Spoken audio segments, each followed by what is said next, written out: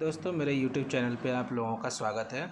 आज मैं आप लोगों के लिए लेकर आया हूँ एक नई पारी की शुरुआत करने जा रहा हूँ कि अब जितने भी सारे गवर्नमेंट वैकेंसी आते हैं उनके बारे में बताऊँगा और एक निश्चित समय के बाद एक और प्लानिंग है उसके बारे में बात करूँगा। तो आज हम लोग शुरू करते हैं कि बिहार SSC के द्वारा एक प्रयोगशाला सहायक लैब असिस्टेंट के जो है वो नियुक्ति हेतु विज्ञापन दिया है। इसके बारे में हम लोग बात करेंगे, जिसका जो है वो वेतनमान जो है लेवल 4 है और मात्र इंटरमीडिएट जो है 10+2 पास जितने भी छात्र छात्राएं हैं या फिर दिव्यांग है 18 साल पूरा हो जा रहा है उनके लिए ये नौकरी का अवसर लेकर आया है। और ये हम लोग देखेंगे कि कब जो है वो इसका कब से शुरू होगा। तो चलिए हम लोग शुरू करते हैं। देखिए, ये प्रयोगशाला सहायक जो है वो आपका ऑनलाइन रजिस्ट्री शुरू होगा 15/5/2025 से 14/6/2025 ईस्वी तक। 1 महीना चलेगा इसका रजिस्ट्रेशन। मतलब आज 2 मई है तो 13 दिन के बाद शुरू होगा। मतलब कि 13 दिन के बाद ये फॉर्म भरना शुरू हो जाएगा। और ये डिपार्टमेंट में आया है लोक स्वास्थ्य अभियंत्रण विभाग, बिहार पटना के अंतर्गत निकला है, जिसका विज्ञापन संख्या 4/2025 है। तो ये जो है लोक स्वास्थ्य अभियंत्रण विभाग में निकला है प्रयोगशाला सहायक लैब असिस्टेंट के रूप में और लेवल 4 है, जिसका वेतनमान आपका जो है वेतन लगभग 36,000 समथिंग जाएगा, है ना। और उसके बाद जो है ओनली जो है वो 10+2 पास होना चाहिए, लेकिन इसमें विज्ञान आपका जो है वो इंटर में होना चाहिए। चलिए हम देखते हैं कितना वैकेंसी। टोटल 143 वैकेंसी आई है और इसमें देखेंगे अनरिजर्व में 56 है सबसे ज़्यादा, है ना, जिसमें 56 के अलावा जो है 20 महिलाओं को अलग से है रिजर्वेशन।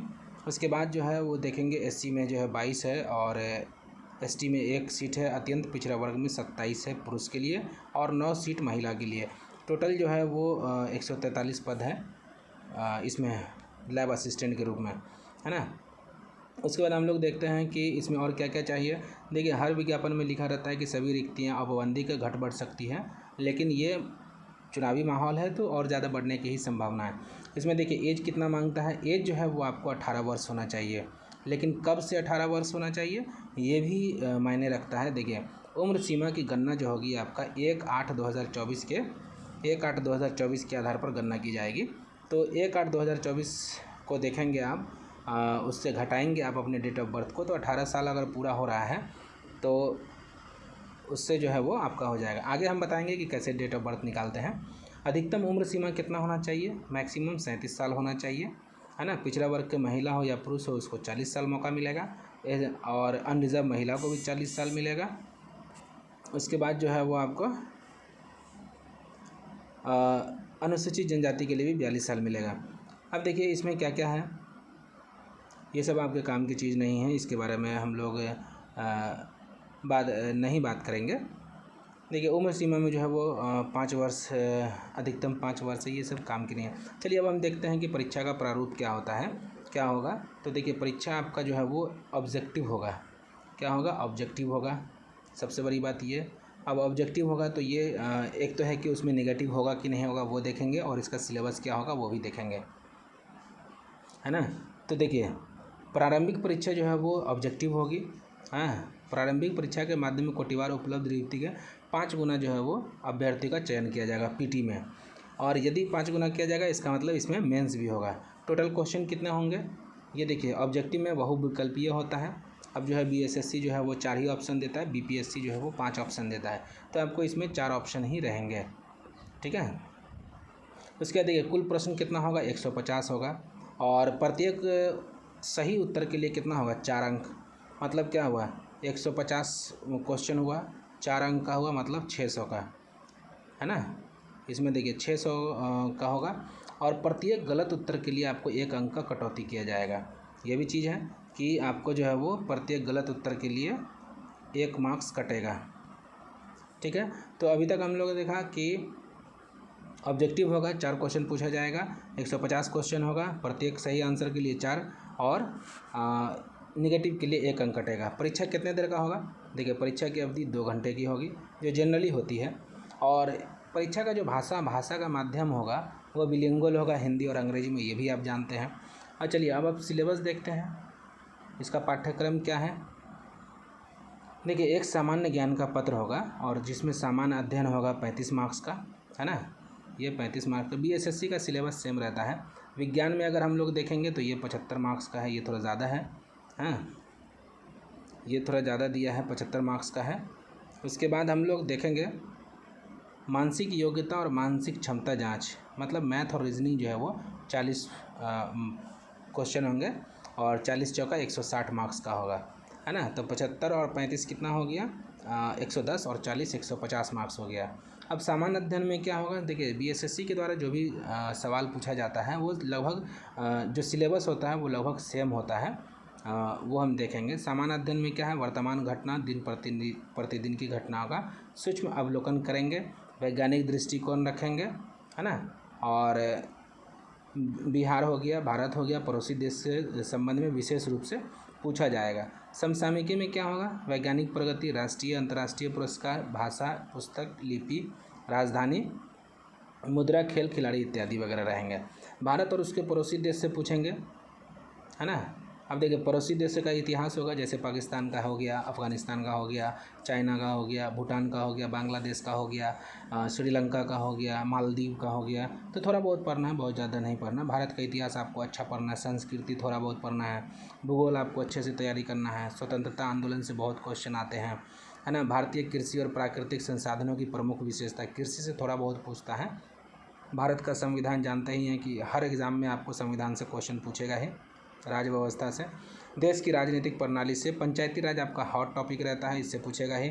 सामुदायिक विकास से पूछता है, स्थापना वगैरह कब हुआ, उससे कौन मेंटर वगैरह रहे हैं वो पूछेगा। पंचवर्षीय योजना जो है वो, इससे 4-5 क्वेश्चन याद कर लेंगे अगर हिटेड तो उतना काफ़ी है। जैसे पंचवर्षीय योजना कब शुरू हुआ, कब ख़त्म हुआ, इसके जगह पे नीति आयोग को लाया गया, कब लाया गया, नीति आयोग का फुल फॉर्म क्या होता है, पंचवर्षीय योजना पहला, दूसरा, तीसरा, चौथा में कौन सबसे सफल रहा है, गरीबी उन्मूलन अभियान कौन सी योजना में दिया गया, है ना, कितने साल का होता है पंचवर्षीय योजना वगैरह वगैरह पूछा जाएगा। अब देखिए राष्ट्रीय आंदोलन में जो है वो बिहार का योगदान हो गया। तो राष्ट्रीय आंदोलन में बिहार का योगदान में अगर हम देखेंगे तो 1857 की क्रांति खास करके लेता है।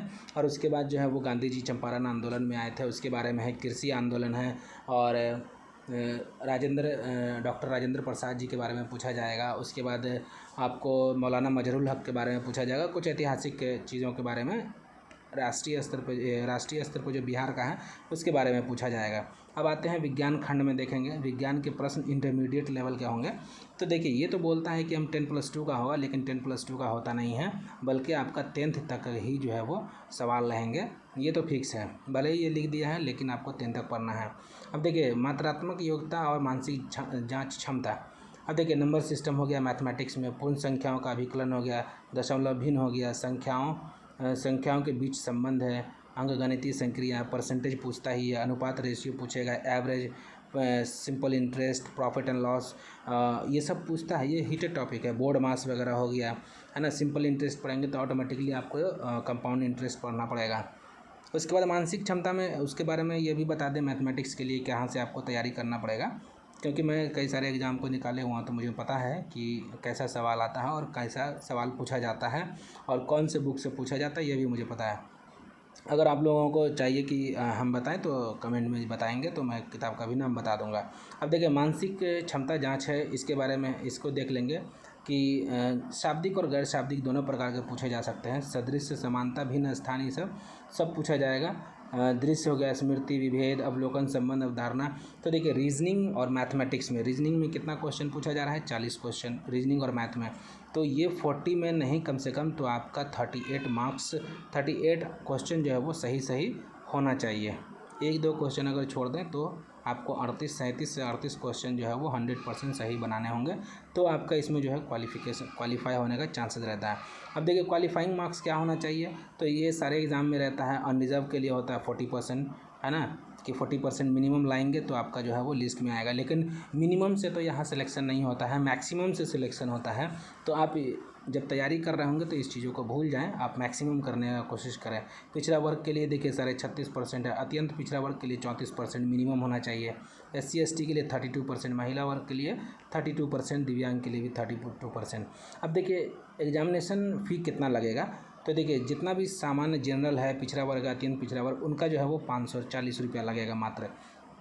है ना। और SC/ST महिलाओं को जो स्थानीय बिहार के अस्थायी निवासी उन्हीं को 135 रुपया लगेगा। और इसमें महिलाएं भी आती हैं, सभी श्रेणी की महिलाएं हो गई, जो सिर्फ बिहार के अस्थायी निवासी हो, दिव्यांग वगैरह को कितना लगेगा, मात्र 135 रुपया। और देखिए इस जनरल और BC OBC EBC सबको क्या है 540 रुपया लगेगा। आरक्षण तो जानते ही है कि आरक्षण आपको कैसे मिलता है।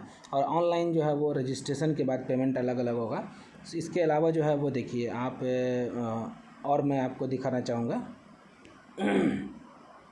अच्छा, कुछ महिलाएं जो होंगी वो उसके बारे में थोड़ा बात कर लेता हूँ। आरक्षण का दावा करने वाली विवाहित महिलाओं का जाति, है ना, या क्रीमी लेयर रहित प्रमाण पत्र, जिसको नॉन क्रीमी लेयर बोलते हैं, उनके पिता के नाम एवं पता से निर्गत होना चाहिए। अब मान लीजिए कि कोई रिजर्व महिला में आती है और वो जो है शादी कर ली है, जैसे सेम कास्ट में करते हैं या अदर कास्ट में भी करती है, तो भी दोनों कंडीशन में आपको अपने पिता और जो मायका है उसके पते के आधार पे जो है आपका NOC बनेगा और कास्ट सर्टिफिकेट बनेगा, तो फिर आपका जो है रिजर्वेशन का लाभ मिलेगा, अन्यथा आपको इसका लाभ नहीं मिलेगा। अब आगे देखेंगे। देखिए इसमें आपको जो है वो फॉर्म भरने का जो है क्या क्या रहेगा, लेना पड़ेगा या साथ में रखना पड़ेगा आपको, है ना। इसमें देखेंगे सबसे लास्ट में है इसका ऑनलाइन आवेदन शुरू होगा आपका 15/5 से शुरू होगा ये, और 16/6/2025 ईस्वी तक चलेगा, है ना। तो इसको आप लोग ध्यान में रखेंगे। और जब जाएंगे साइबर कैफ़े में फॉर्म भरने के लिए, तो आपको ये सब होना चाहिए, साथ में लेके जाना है मैट्रिक का अंक पत्र, मूल प्रमाण पत्र, 10+2 विज्ञान से संबंधित अंक पत्र, मूल प्रमाण पत्र, है ना, और अस्थायी निवास पर या आवासीय प्रमाण पत्र। देखिए अस्थायी निवास प्रमाण पत्र अगर एक बार बना लेंगे और कभी कभी वो बना होगा, चाहे वो 5 साल 10 साल 15 साल पुराना हो, अभी भी वही पता है, तो आप इसका यूज़ कर सकते हैं, नया बनाने की ज़रूरत नहीं है। जाति प्रमाण पत्र, देखिए जाति प्रमाण पत्र आपको अगर 10 साल 20 साल पुराना भी है तो भी जाति प्रमाण पत्र सेम चलेगा। हाँ, क्रीमी लेयर प्रमाण पत्र जो है वो आपको इसके लिए आपको जो बनाना पड़ेगा, आय प्रमाण पत्र, इनकम सर्टिफिकेट बनाना पड़ता है, और ये प्रत्येक साल बनता है। इसके साथ साथ जो है वो आय प्रमाण पत्र बन जाएगा, उसके बाद NOC के लिए NCL के लिए, नॉन क्रीमी लेयर के लिए अप्लाई करते हैं। उसके बाद जो EWS के हैं उनका भी प्रमाण पत्र जो है वो सालाना बनता है। अब स्वतंत्रता सेनानी के नाती पोता नातनी का जो है वो ये चीज़ है। उम्र छूट में जो है वो जो लेन जिनको मिलेगा उनके लिए है, सामान्य छात्रों के लिए नहीं है ना। उसके बाद देखिए श्रुति लेखों की आवश्यकता है या नहीं, मतलब कोई अगर हैंडीकैप है वो चाहता है कि उसका लेखन कोई और करे, तो उसके लिए यस नो वहीं पे करना पड़ता है। और देखिए ऑनलाइन करते समय लाइव फ़ोटो वेबकैम के माध्यम से वो खींचा जाता है, ये आप अपने कंप्यूटर के माध्यम से भी वो कर सकते हैं, है ना। तो ये जो है वो सबसे बड़ा जो है वो अभी आया है। और इसमें बात कर लेंगे, वैकेंसी आया है जो 143 सीट है। इसमें एक चीज़ और हम लोग बात करेंगे कि वेतन लेवल जो है इसका जो है कितना बनेगा सैलरी, तो लगभग 36,000 जो है वो इसका वेतन बनता है ना। और सब कुछ मिला करके बेसिक आपका लेवल 4 में है, लेवल 4 में है तो 25,400 कुछ जो है वो पे बैंड में आता है। इसके अलावा टीए वगैरह मिलता है, DA मिलता है, HRA मिलता है, ये सब मिला करके आपका 35-36 हज़ार रुपये जाएगा। और समय समय पर भी जो है प्रमोशन होता जाएगा तो आपकी सैलरी और बढ़ती जाएगी, है ना। तो लैब असिस्टेंट जो कोई भी छात्र हो या छात्रा जिसका 18 वर्ष हो गया है ना, उसको जो है आपको विज्ञान विषय से हैं तो उनके लिए एक अच्छा अवसर आया है। और आप सभी लोगों को जो है वो मैं इसके माध्यम से ये जानकारी दे रहा हूँ। और अगर आप लोग को ये वीडियो पसंद आएगा तो लाइक और शेयर सब्सक्राइब ज़रूर करें, सब्सक्राइब कर लें, ताकि अब जो है आज से मैं ये नया ये वीडियो डाला हूँ जो जॉब से रिलेटेड है, वैकेंसी से रिलेटेड है, गवर्नमेंट जॉब से, और ये अब लगातार आएगा। और अगर आप लोगों को इससे संबंधित और कुछ जानकारी लेना है तो हमारे कमेंट सेक्शन में कमेंट कर सकते हैं। इसके अलावा अगर आप लोगों का सहयोग रहा और साथ आप लोगों का रहा तो हम जल्द ही जो है वो इसका जो है वो प्रिपरेशन की भी तैयारी शुरू करेंगे, है ना। और चूँकि मैं कई बार पहले ही बता चुका हूँ कि मैं कई सारे एग्ज़ाम को दे चुका हूँ, सेंट्रल लेवल पे भी एग्ज़ाम क्रैक किया हूँ, बिहार लेवल पे भी किया हूँ, अदर स्टेट लेवल पे भी किया हूँ, तो मुझे पता है कि कौन सा सवाल कहाँ से आएगा, नहीं आएगा, और कितना पढ़ना है, क्या छोड़ना है, ये सब इम्पोर्टेंट है। तो चलिए आज के लिए वीडियो यहीं पर है। वीडियो पसंद आए तो लाइक शेयर सब्सक्राइब जरूर करें। धन्यवाद।